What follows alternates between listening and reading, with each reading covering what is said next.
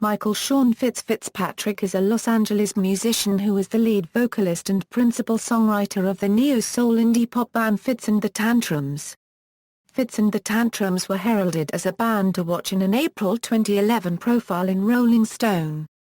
Their 2010 debut full-length album Pickin Up the Pieces has received critical acclaim and reached #1 on the Billboard's Heatseekers chart.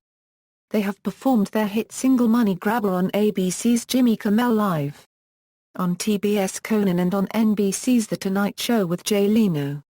They have also performed their song Don't Gotta Work It Out on NBC's Late Night with Jimmy Fallon. Life and career: born July 21, 1970 in Montlouis-Section-on, France, Fitzpatrick grew up in Los Angeles, California. His father, Robert Fitzpatrick, is Irish-American and his mother, Sylvie, is French. He attended the LA County High School for the Arts, studying vocal music, and then studied experimental film at the California Institute of the Arts, where he met fellow band member James King. Although he now composes primarily on the piano and organ, he only had formal piano training later in life. He has said, "I'd always been a decent singer, but I got frustrated by my inability to play piano by anything more than by ear. I took piano lessons when I was 32, and it opened up a whole new vocabulary for me." Fitzpatrick grew up mostly listening to classical music, as he was discouraged from listening to other music styles in the household. One concession, however, was being allowed to listen to a local oldie radio station in the car driving to and from school.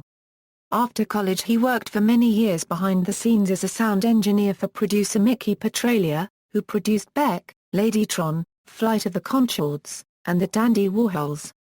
In late 2008, Fitzpatrick received a call from an ex-girlfriend to tell him about a neighbor who needed to unload a church organ for $50. Fitzpatrick told her to pay the neighbor the $50 and arranged to have the organ moved to his apartment that same day. That evening, inspired by the organ, he wrote the song Break in the Chains of Love. He has stated, "I immediately knew it was the best song I'd written. I could astral plane out and hear myself, like, wow. Not bad." Fitzpatrick decided to form a band, and contacted friend and saxophonist James King.